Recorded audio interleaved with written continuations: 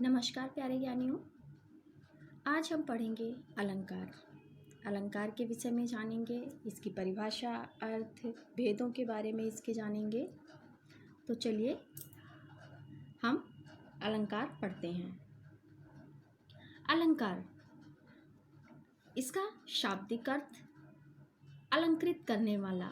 अलंकार दो शब्दों से मिलकर बना है, अलम धन कार।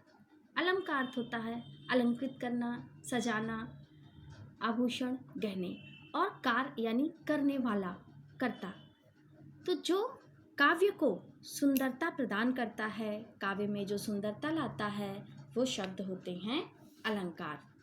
अर्थात काव्य के आभूषण, गहने आदि जो होते हैं उन्हें हम अलंकार कहते हैं। ठीक है, अर्थात ऐसे शब्द। अब इसकी परिभाषा जान लेते हैं। काव्य में सौंदर्य उत्पन्न करने वाले शब्दों को अलंकार कहते हैं। दूसरे शब्दों में काव्य रूपी काया की शोभा बढ़ाने वाले अवयव को अलंकार कहते हैं।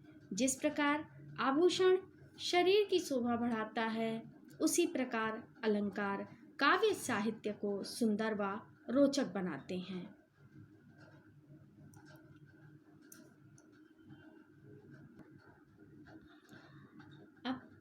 ये समझ में आया हमें अलंकार क्या है। जो शब्द काव्य को सुंदरता प्रदान करते हैं वे शब्द अलंकार कहलाते हैं या वे अलंकार होते हैं।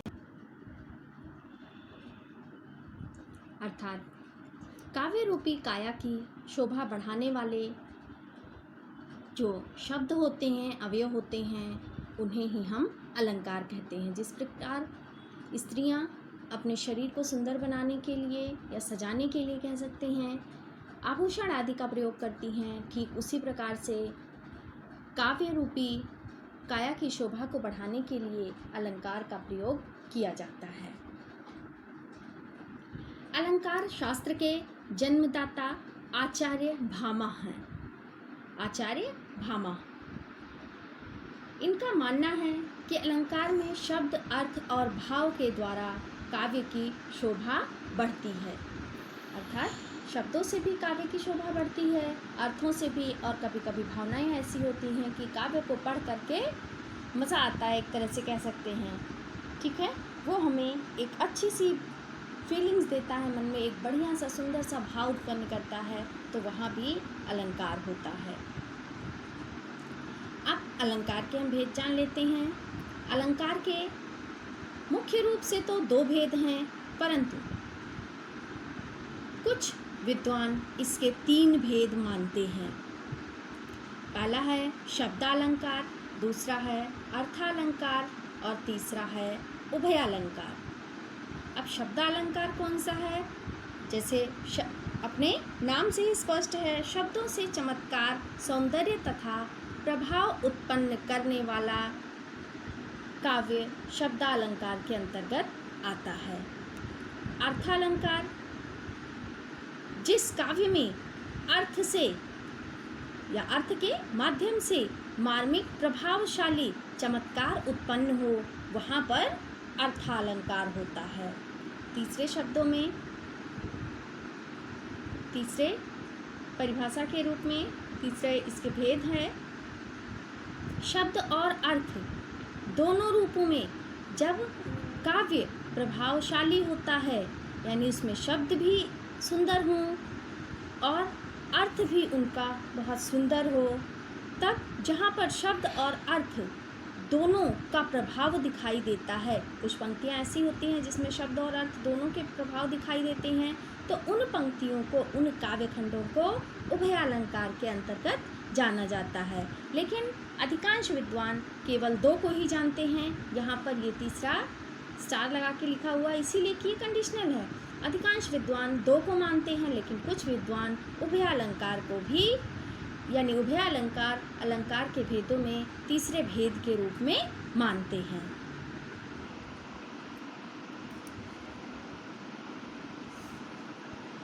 अब अलंकार के सबसे पहले भेद यानी शब्दालंकार के बारे में जानते हैं। शब्दालंकार के मुख्य रूप से 4 भेद होते हैं, लेकिन चौथा यहाँ भी कंडीशनल होता है। अधिकांश विद्वान केवल इन्हीं तीनों को मानते हैं, कुछ विद्वान इस चौथे अलंकार को भी मान्यता प्रदान करते हैं, लेकिन मुख्य रूप से अधिकांश विद्वान इन्हीं तीनों को शब्दालंकार की श्रेणी में रखते हैं। पहला है अनुप्रास अलंकार, दूसरा है यमक अलंकार, तीसरा है श्लेष और चौथा, या कह सकते हैं कि कुछ विद्वानों के मतानुसार ये चौथा अलंकार है जिसका नाम है वक्रोक्ति। अनुप्रास अलंकार। अनुप्रास अलंकार, तो इसका पहला भेद है अनुप्रास अलंकार। अनुप्रास अलंकार की क्या पहचान होती है? जिस काव्य अथवा काव्यांश में एक ही वर्ण बार बार दोहराया जाए, अर्थात वर्णों की आवृत्ति हो, वहाँ पर अनुप्रास अलंकार होता है। अनुप्रास अलंकार की क्या पहचान है? क्या है? जहाँ पर एक ही काव्यांश में या जिस काव्यांश में एक ही वर्ण की आवृत्ति बार बार हो, अर्थात एक ही वर्ण को बार बार लिखा जाए, दोहराया जाए, वहाँ पर होगा अनुप्रास अलंकार। अब देखिए उदाहरण के माध्यम से, मुदित महीपति मंदिर आए, सेवक सचिव सुमंत बुलाए। अब इसमें देखिए माँ वर्ण की आवृत्ति हुई है, यहाँ सा वर्ण की आवृत्ति हुई है, तो इसलिए यहाँ पर ये अनुप्रास अलंकार है। ठीक इसी तरह से इसके अन्य उदाहरणों में भी देखिए, तरन तनुजा तट तमाल तरुवर बहुछाए। अब देखिए यहाँ पर ता ता ता ता ता, अर्थात एक ही पंक्ति में 1 2 3 4 5 बार, ठीक है। तो 2 या 2 से अधिक बार जैसे ही हो जाता है, हम वहाँ पर अनुप्रास अलंकार स्पष्ट रूप में लिख सकते हैं, बता सकते हैं, ठीक है।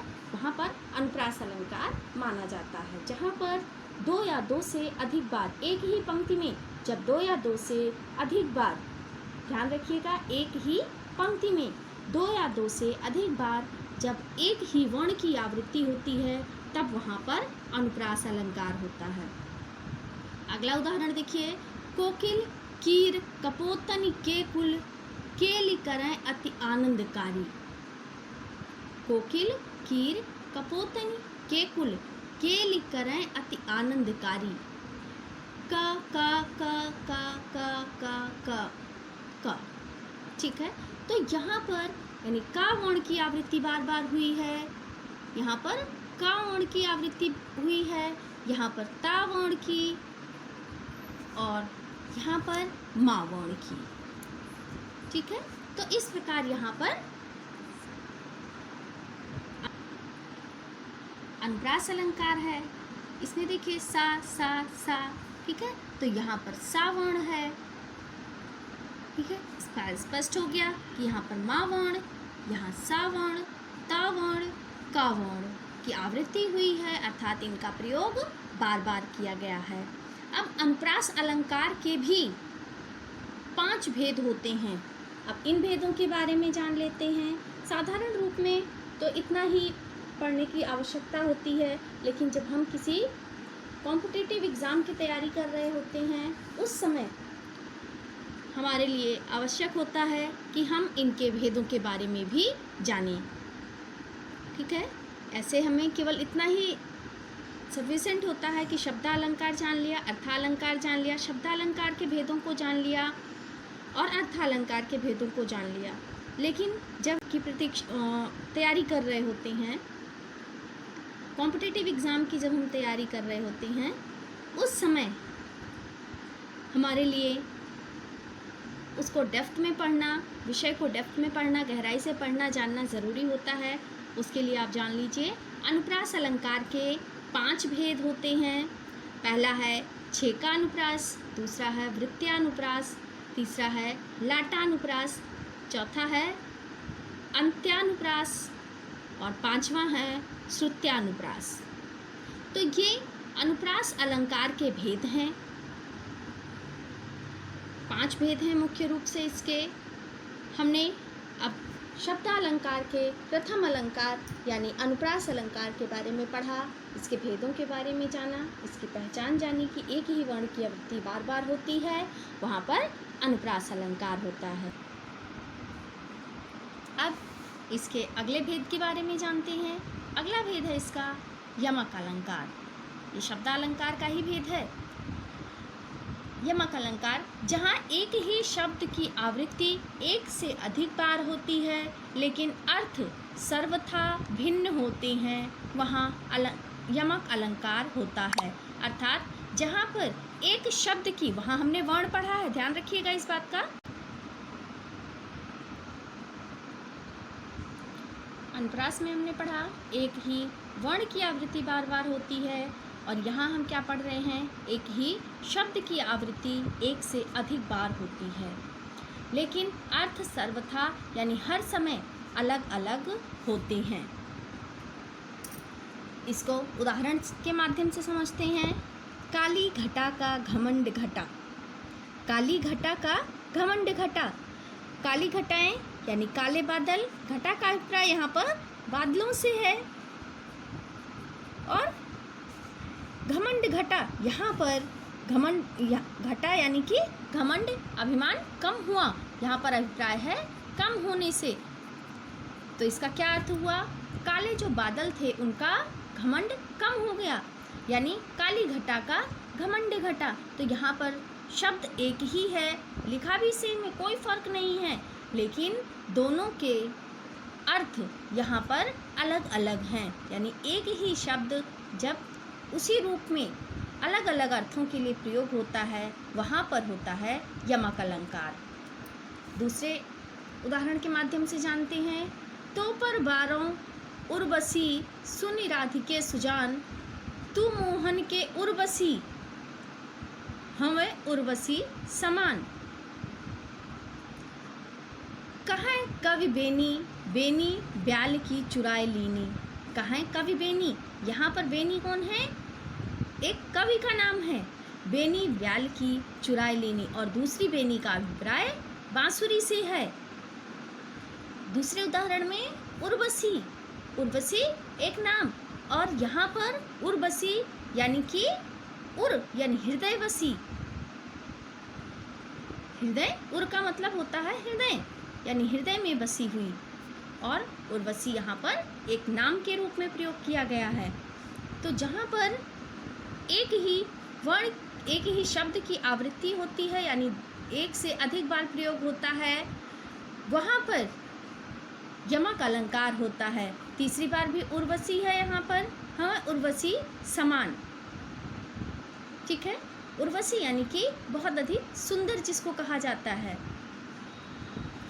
तो एक ही शब्द की जब आवृत्ति होती है, अर्थात एक ही शब्द जब बार बार प्रयोग किया जाता है, दो या दो से अधिक बार एक ही काव्य में प्रयोग किया जाता है, काव्य पंक्ति में, और वहाँ पर दोनों के अर्थ अलग अलग होते हैं, वहाँ पर होता है यमक अलंकार।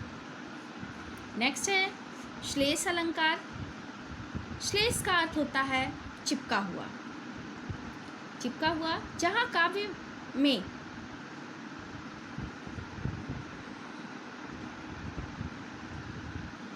प्रयोग किसी शब्द का दो या दो से अधिक अर्थ हो, वहाँ श्लेष अलंकार होता है। सीधे शब्दों में कि जब किसी एक ही शब्द के विभिन्न अर्थ होते हैं, एक ऐसे शब्द का प्रयोग जब किया जाता है कि जहाँ पर उस काव्य में एक ही शब्द का विभिन्न लोगों के लिए, विभिन्न वस्तुओं के लिए अलग अलग रूप में अर्थ होता है, लेकिन प्रयोग एक ही बार होगा, तो वहाँ पर होगा श्लेष अलंकार। श्लेष का अर्थ है चिपका हुआ, जहाँ पर एक ही शब्द में विभिन्न अर्थ चिपके हुए हों, वहाँ पर होगा श्लेष अलंकार। सुबरन को ढूंढत फिरे कवि व्यभिचारी चोर। सुबरन, सुबरन का अभिप्राय यहाँ पर कवि है, व्यभिचारी है और चोर है। सुबरन जो कवि है उसके लिए इसका जब अलग अलग शब्दों में करके लिखेंगे, अलग अलग अर्थ के रूप में इसको समझने की कोशिश करेंगे। सुवर्ण यानी सुवर्ण, जो कवि है उसके लिए सुवर्ण यानी सुंदर, अच्छे अक्षर उसको चाहिए, जिससे वह विभिन्न प्रकार की सुंदर सुंदर रचनाएं कर पाए। और सुबरन, सुबरन यानी कि सुंदर वर, सुंदर वर। जो व्यभिचारी है, यानी कि जिसको एक तरह से कह सकते हैं समाज में उनको ऐसे व्यक्तियों को व्यभिचारी की नहीं कहा जाता जो समाज में गंदे व्यक्ति होते हैं, चरित्र के आधार पर, जिनका चरित्र उचित नहीं होता, अच्छा नहीं होता है, जो चरित्रहीन होते हैं, उनको एक तरह से व्यभिचारी कहा जाता है समाज में। तो उनको चाहिए सुंदर वर, कि उनको सुंदर सुंदर स्त्रियां और पुरुषों से मतलब होता है जो व्यभिचारी लोग होते हैं। और जो चोर है उसको इन दोनों में से किसी से कोई मतलब नहीं है। सुबरन यानी कि सुंदर सोने के उसको बर्तन चाहिए, सुंदर सोने के बर्तन, सुंदर। तो तीनों के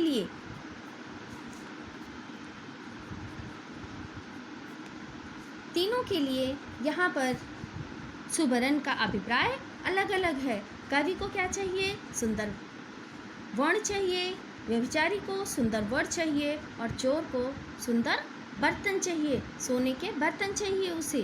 तो तीनों के लिए अलग अलग अर्थ में एक ही शब्द का प्रयोग किया गया है, इसलिए यहाँ पर श्लेष अलंकार है। अर्थात इस सुबरन शब्द में ही विभिन्न अर्थ छिपे हुए थे जिनका प्रयोग इन तीनों के लिए किया गया। जो रहीम गति दीप की कुल सपूत की सोए, बारे उजियारो करे बढ़े अंधेरो होए। रहीमदास जी, ये पंक्ति है रहीमदास जी की, कि रहीमदास जी कहते हैं कि वही गति होती है कुल के, जो दीपक की गति होती है वैसे ही जो कुल का सपूत होता है, यानी अच्छा जो पुत्र होता है, उसकी भी वही स्थिति होती है कि अगर वो बारे यानी जल रहा हो अगर, तो उससे उजाला होता है। और बढ़े का अभिप्राय यहाँ पर बुझने से है, बढ़े का अभिप्राय यहाँ पर बुझने से है कि अगर वो बढ़ जाता है, यानी कि अगर वो बुझ जाता है तो अंधेरा हो जाता है। अर्थात जिस प्रकार से दीपक अगर बुझ गया तो उसके बुझने से अंधेरा हो जाता है, उसी प्रकार अगर कुल का दीपक बुझ गया तो भी उसके कुल का नाश हो जाता है, यानी कुल में अंधेरा छा जाता है। तो देखिए यहाँ पर बारे और बाढ़े जो शब्द हैं कि दीपक के लिए भी है, अर्थात साधारण दीपक जो हम जलाते हैं तेल और बत्ती डाल के दिए में, उसके लिए भी वही है। और जो सब कुल का दीपक है, अर्थात जो बच्चे हैं या जो किसी भी कुल को चलाने वाले बेटे हैं, उनकी बात यहाँ पर हो रही है। तो इसी तरह से मंगन को देख पट देत बार बार है, रहीमन पानी राखिए बिनु पानी सब सून, पानी गए न उबरे मोती मानस चून। रहीमदास जी की ही ये भी पंक्ति है कि रहीमदास जी ने कहा है कि पानी रखना चाहिए। रहीमदास जी कहते हैं कि सभी को पानी का महत्व समझना चाहिए, क्योंकि पानी के बिना सब कुछ सूना है। पानी चले जाने से कोई भी उबर नहीं सकता, अर्थात किसी का भी कल्याण नहीं हो सकता, उद्धार नहीं हो सकता, चाहे वो मोती हो, चाहे मनुष्य हो, चाहे चून हो। अब यहाँ पर मोती के लिए पानी का क्या मोल है? उसकी चमक। मोती के लिए पानी का अभिप्राय उसकी चमक से है, मोती के लिए है चमक।